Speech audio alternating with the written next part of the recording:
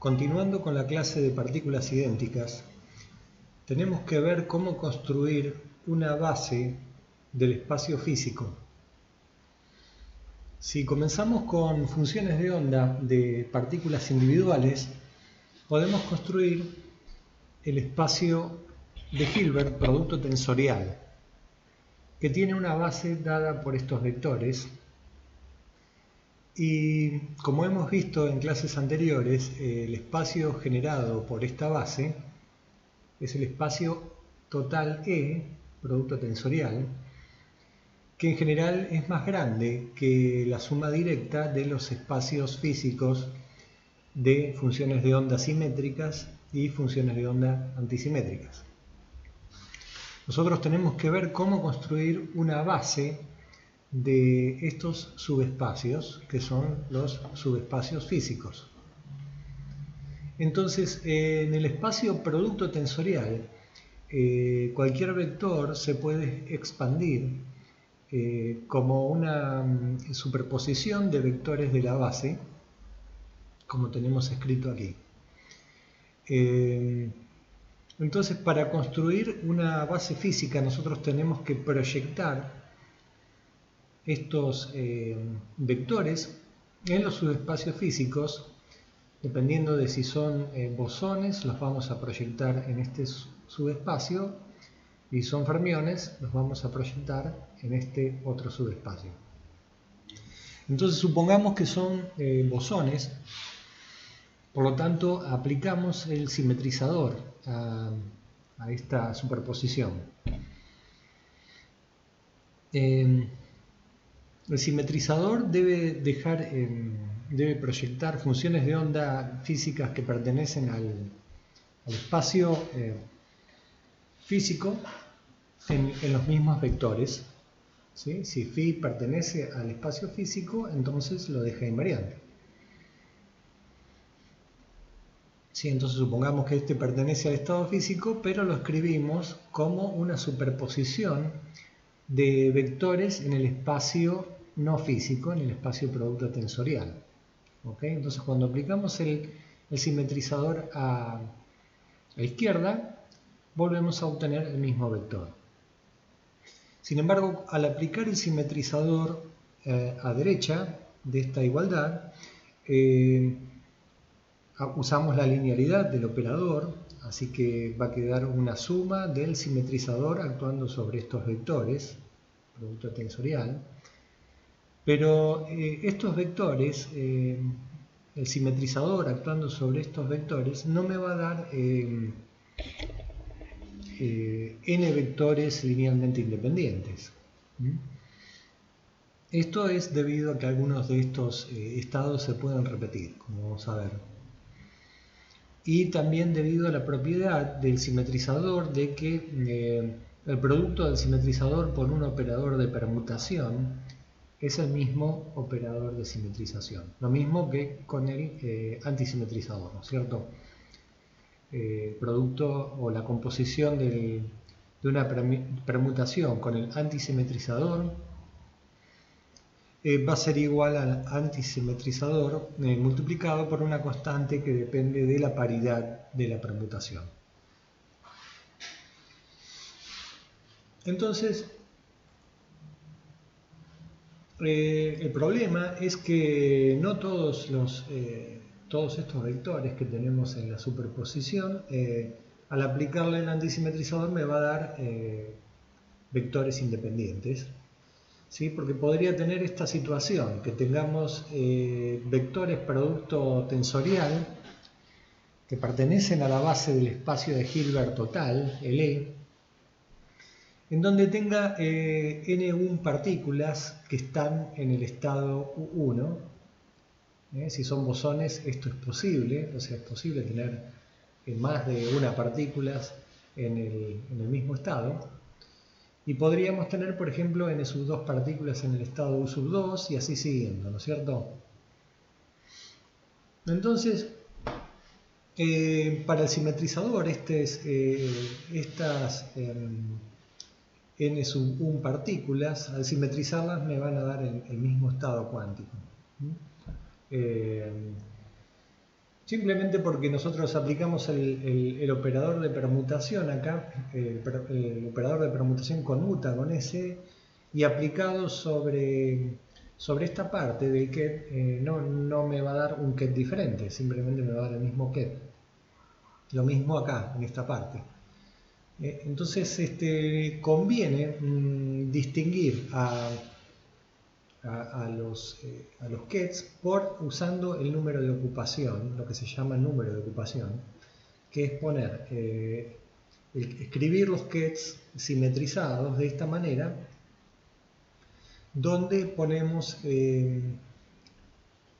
qué número de partículas hay en cada estado cuántico posible de una partícula. Entonces vamos a tener n⁻1 partículas en el estado U⁻1, n⁻2 en el estado U⁻2 y así siguiendo, ¿no es cierto?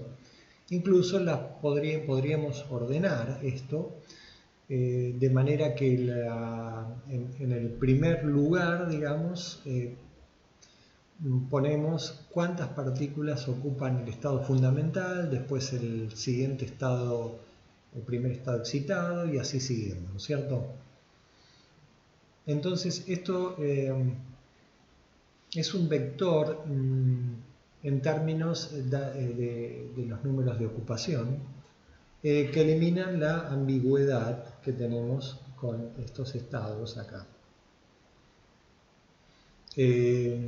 O sea, lo que queremos decir es que acá en esta superposición, en términos de los vectores de la base del espacio de Hilbert total, cuando proyectemos al espacio físico va a haber vectores que se repiten de acuerdo a la aparición de estos casos, ¿no es cierto? Entonces queremos eliminar esos estados que se repiten en la base de su espacio de Hilbert físico. ¿Ok? Entonces los vectores de la base los vamos a denotar de esta manera. Entonces los estados cuánticos así construidos forman una base del espacio de Hilbert de los bosones o de los fermiones. Estos kets son ortonormales entre sí. Quiere decir que si nosotros hacemos el bracket entre dos vectores que tienen números de ocupación distintos, el bracket va a ser igual a 0. En cambio, cuando los números de ocupación sean iguales, el bracket va a ser igual a 1. O sea, estos vectores de la base están ortonormalizados. O sea, cuando hagamos el bracket de este con este, nos va a aparecer, eso va a ser igual a una delta de Kronecker de n1 multiplicado por una delta de Kronecker de n⁻2 y así siguiendo. Los números de ocupación tienen que cumplir que la suma de todos los números de ocupación sea igual al número total de partículas que tenemos en el sistema que estamos estudiando. ¿Okay? Y en el caso de fermiones, los números de ocupación solamente pueden ser 1 o 1 o 0. Porque digamos,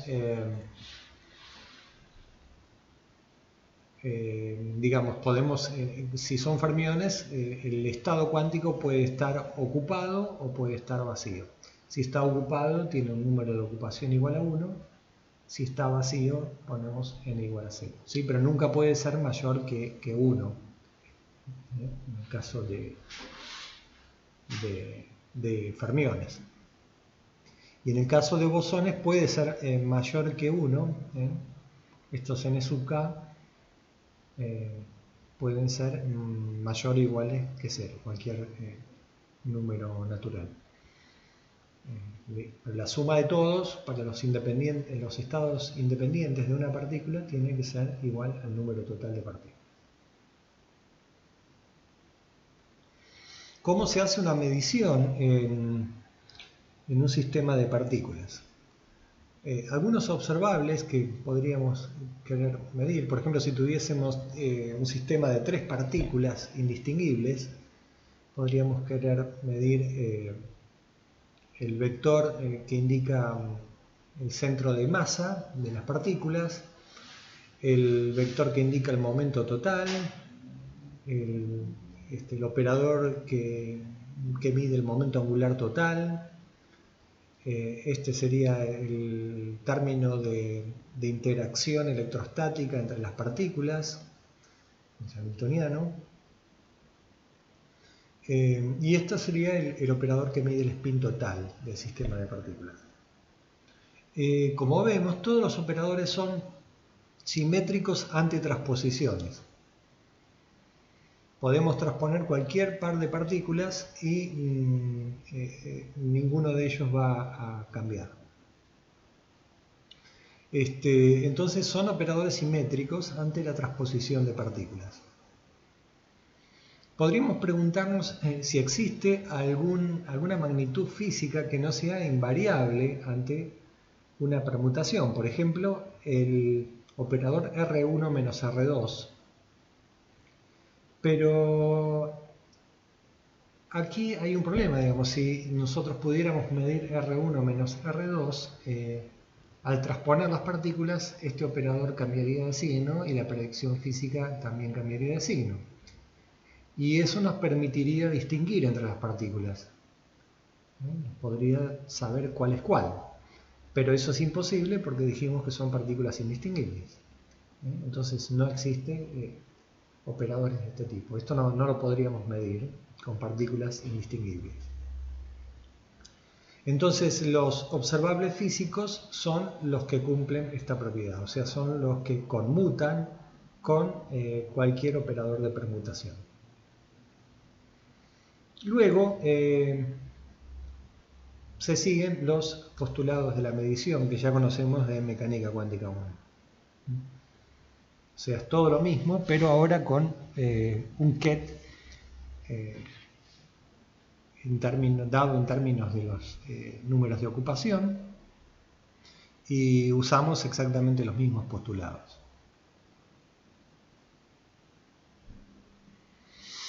La evolución temporal va a estar dada por un hamiltoniano de varias partículas. Por ejemplo, para los electrones en un átomo de helio, el hamiltoniano de dos partículas va a tener esta pinta. Acá no estamos considerando el spin.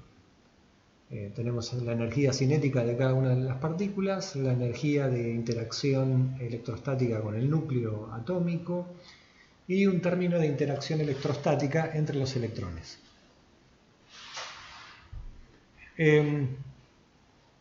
Es obvio también que para este hamiltoniano la transposición de partículas no cambia nada. Por lo tanto, el hamiltoniano conmuta con los operadores de permutación. En cuanto a la evolución temporal, digamos, supongamos que tenemos un ket inicial psi de T0.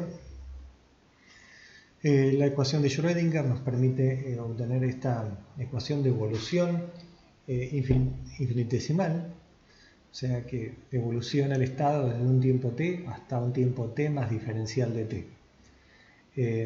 O sea, usamos la misma ecuación de Schrödinger para un estado de varias partículas, usando ahora este hamiltoniano, el hamiltoniano de dos partículas.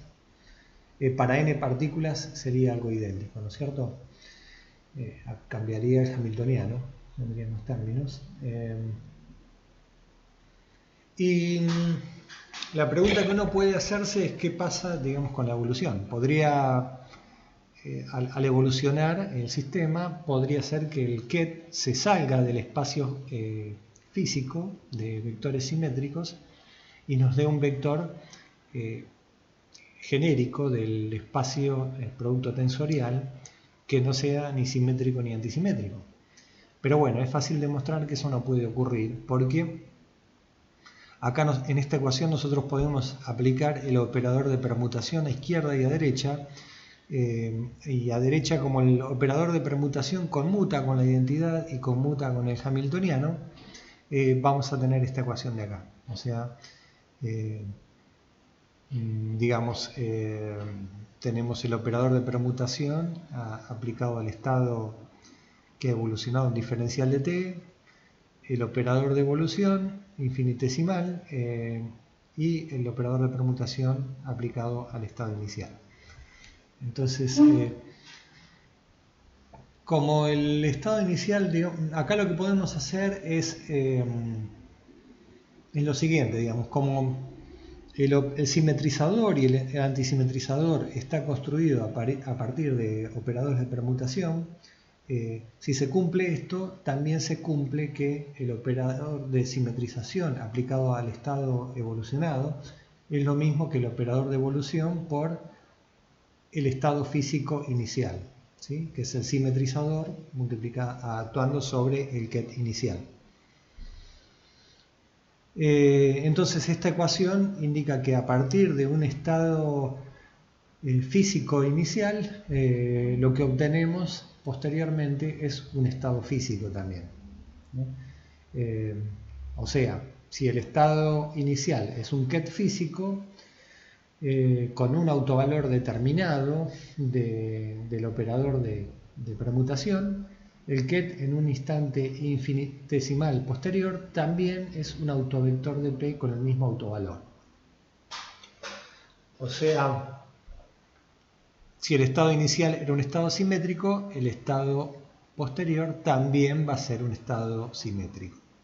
Quiere decir que el operador de evolución no me saca vectores del espacio físico, sea el subespacio de Hilbert de los estados simétricos o sea el espacio de Hilbert de los estados antisimétricos.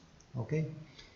Simplemente el operador de evolución mantiene los vectores moviéndose dentro de este subespacio, pero no me los manda a otro subespacio.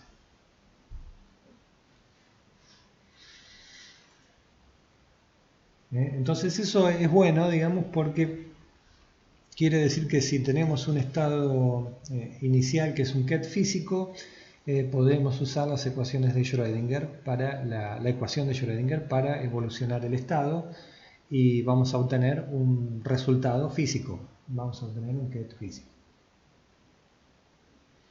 Entonces supongamos ahora que tenemos un sistema de n partículas idénticas y el hamiltoniano está dado por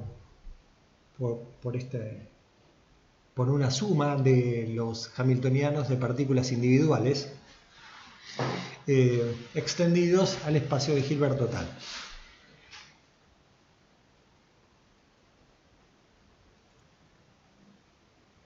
Para conocer los autovalores y autovectores de hamiltoniano total, tenemos que conocer la ecuación de autovalores y autovectores para las partículas individuales. Supongamos que tenemos esta ecuación donde los phi sub n son los autovectores, los autokets de los hamiltonianos individuales con estas autoenergías. Entonces el estado físico va a ser el estado simetrizado de los productos tensoriales de los diferentes posibles estados de una partícula con ese hamiltoniano total. O sea, acá otra observación es que el hamiltoniano es el mismo, la suma del mismo hamiltoniano, pero aplicado sobre n partículas distintas. Entonces, el estado físico, simétrico, en este caso supongamos que son bosones, cuando le apliquemos el hamiltoniano total, lo que vamos a obtener, el hamiltoniano total conmuta con el operador de permutación y por lo tanto actuando sobre estos kets producto tensorial, vamos a tener un autovalor de energía que va a ser la suma de los autovalores de energía individuales. Así que digamos los autovectores van a ser estos, digamos, los autovectores, quiero decir, van a ser los estados simetrizados y estos van a ser los autovalores. Obviamente vamos a tener una cierta degeneración acá en la energía, podríamos tener estados de energía o niveles de energía degenerados. ¿Okay? En el estado fundamental, todas las partículas ocupan el mismo nivel de energía, el nivel de energía más bajo, y el estado físico se reduce a una función de onda que es el producto tensorial de todas las funciones de onda de una partícula que ocupan el nivel más bajo, el estado más bajo. Supongamos que es phi sub 1.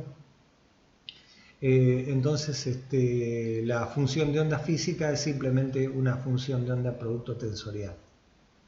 Y el nivel de energía va a ser n veces el nivel de energía más bajo.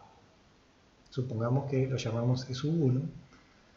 Entonces ese nivel de energía lo llamamos así, ¿no es cierto? E sub 1, 1, 1, todo 1, digamos. Porque todas las partículas, las n partículas, están ocupando el mismo nivel. En cambio, si el sistema de partículas está compuesto de fermiones, como no podemos tener dos fermiones ocupando el mismo nivel de energía, el estado más bajo de energía se construye de la siguiente manera. Vamos a tener una partícula ocupando el nivel más bajo, la otra el siguiente nivel, el primer nivel excitado. Así siguiendo, van ocupando todos los niveles de energía posibles hasta un máximo, sin saltearse en niveles de energía. O sea, están todas las partículas apiladas desde el nivel más bajo hasta el nivel más alto posible, sin dejar huecos en el espectro. Entonces, el nivel de energía total del sistema de fermiones entonces va a ser también la suma de los niveles de energía de una partícula consecutivos desde el nivel más bajo al nivel más alto. El nivel más alto posible que puede ocupar el sistema de partículas se lo llama energía de Fermi.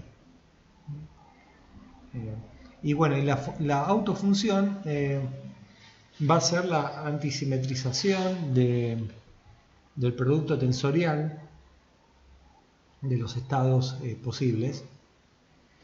Entonces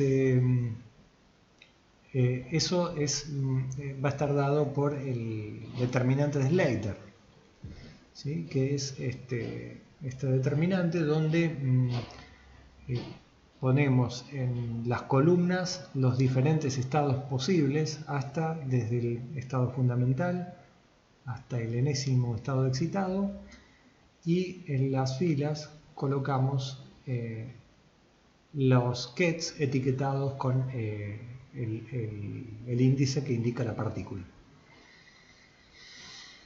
Entonces, bueno, ahí tenemos el factor de normalización. Entonces este es el determinante de Slater. Y obviamente aquí no podríamos tener dos columnas iguales. Si tuviéramos phi sub 1 igual a phi sub 2, el determinante sería igual a 0. Entonces se cumple automáticamente el principio de exclusión de Pauli al determinar el estado fundamental de esta manera. ¿Sí? Es lo mismo que aplicar el antisimetrizador al producto tensorial. Entonces, consideremos ahora, vamos a ver cuáles son los efectos de interferencia debido a la indistinguibilidad. Para eso vamos a ver el caso de dos partículas, porque es más sencillo, pero esto se puede extender a n partículas. Entonces supongamos que tenemos este ket físico que lo obtenemos de simetrizar o antisimetrizar este producto tensorial. ¿Sí? Acá tenemos un factor epsilon que puede ser más 1 o menos 1 si estamos hablando de bosones o de fermiones. Entonces supongamos que queremos medir un observable B que tiene esta ecuación de autovalores para una partícula. Entonces queremos saber cuál es la probabilidad de medir el autovalor B sub I, por ejemplo, y B sub J, cuando hacemos una medición de este observable en el sistema de dos partículas. Entonces, para calcular la amplitud de probabilidad necesitamos los kets físicos que me den esa posible medición, ¿cierto? Acá tenemos, voy a agrandar un poquito esto, el ket físico que corresponde a un autovalor B sub n y B sub n', por ejemplo. Va a ser el simetrizador o el antisimetrizador actuando sobre el ket producto tensorial. Fíjense de paso que al hacer actuar el simetrizador o el antisimetrizador, el ket físico ya no tiene la etiqueta que indica las partículas, o sea, no tiene el 1 y el 2 que tenemos acá. Entonces este es un ket no físico, producto tensorial, y este que no tiene la etiqueta de las partículas es un ket físico de dos partículas.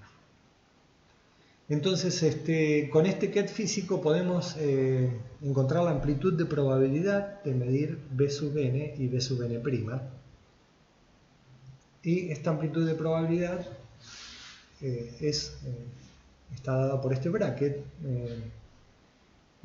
que es una extensión de una amplitud de probabilidad de una partícula a el caso de dos partículas. ¿Ok? Entonces este bracket, tomando, digamos, el adjunto de este y multiplicando por este de acá ya también lo conocemos, nos va a quedar entonces este bracket, donde estamos ensandwichando este operador de acá, ¿sí? Y este operador de acá, ¿qué es? Vamos a ver.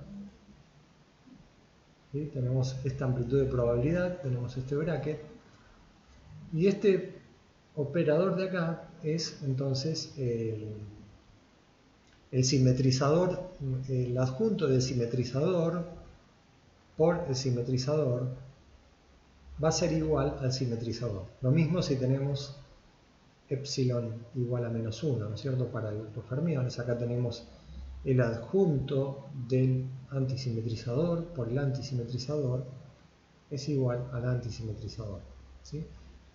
Falta un factor 2 acá, multiplico y divido por 2 y me queda eso que ya conocíamos, digamos.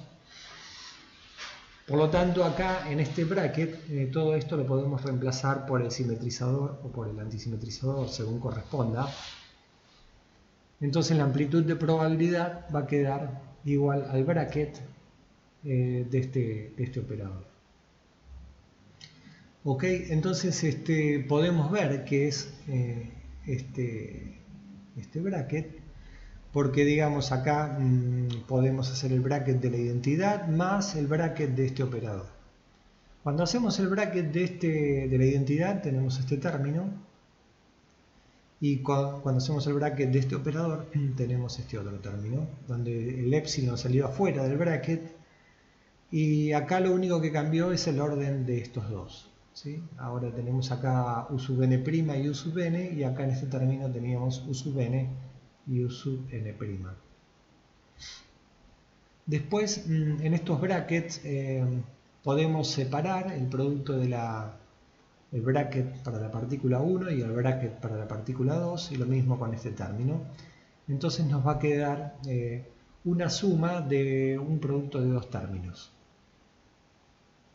donde ya desapareció el índice 1 y el 2 de estos brackets. ¿Ok? Entonces esta es la amplitud de probabilidad. Va a ser la suma de dos términos, ¿sí? Donde tenemos este producto y este otro, digamos, este producto quiere decir este producto. Acá, digamos, esto sería, en mecánica clásica 1, sería la probabilidad de medir el autovalor B sub n si la partícula está en el estado phi. Y este término de acá sería la probabilidad de medir el autovalor B sub n' si la otra partícula está en el estado psi. Y acá es más menos, ¿sí? Dependiendo si es bosón o son bosones o fermiones, al revés, digamos, la probabilidad de medir el autovalor B sub n' si la partícula 1 está en el estado phi, multiplicado por la probabilidad de la amplitud de probabilidad de medir el autovalor B sub n si la partícula está en el estado psi. ¿Sí? No sé si dije acá probabilidad, pero esto es en realidad la amplitud de probabilidad. Me parece que me equivoqué y dije probabilidad, ¿sí? Esta es la amplitud de probabilidad de medir el autovalor B sub n cuando la partícula está en el estado phi. ¿Okay? A uno de estos términos se lo llama directo y al otro se lo llama intercambio. O sea, al término directo está asociado la medición del ket U sub n con el estado phi y el ket U sub n' con el estado psi, y el de intercambio se cruzan, ¿sí? U sub n con psi y U sub n' con phi. Entonces tenemos la amplitud de probabilidad va a ser una suma del producto de los términos directos y de los términos de intercambio. Entonces la probabilidad de medir estos dos autovalores entonces va a ser el módulo al cuadrado de la amplitud de probabilidad. Cuando calculemos esta amplitud de probabilidad, ¿sí? Saquemos el cuadrado, va a ser el cuadrado de esto más el cuadrado de esto más 2 veces el término cruzado. Y ese término cruzado es lo que da lugar a la interferencia, el fenómeno de interferencia entre estos dos términos. Este término de interferencia entre estos términos no aparece cuando las partículas son distinguibles. Entonces, si las partículas, supongamos que las partículas son distinguibles, pero el observable no puede distinguir entre ellas. Por ejemplo, si estamos midiendo la carga eléctrica, y tenemos un electrón y un muón negativo. ¿Sí? Ambas partículas, el electrón y el muón, tienen la misma carga, entonces no vamos a poder distinguir entre ellos. Si solamente estamos midiendo la carga, ¿no? Si estamos midiendo las otras propiedades, obviamente las vamos a poder distinguir.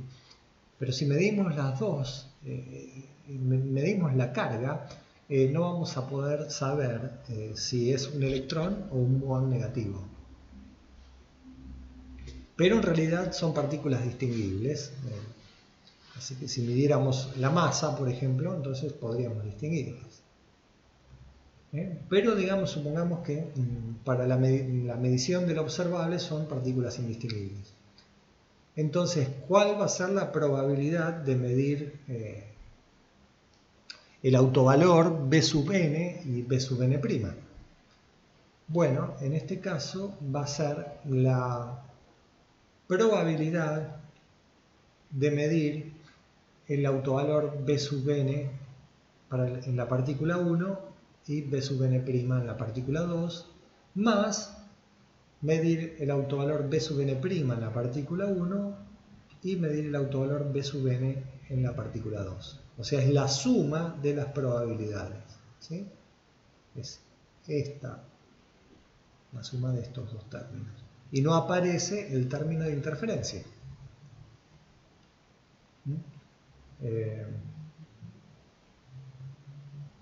Y no, digamos, acá estos estados cuánticos no deben simetrizarse porque las partículas son distintas, ¿okay? Y esa es la razón por la que no aparecen los términos de interferencia. Entonces vemos que cuando las partículas son distintas no aparece el término de interferencia, aunque estemos midiendo una observable que no distingue entre ellas. Bueno, por aquí vamos a terminar.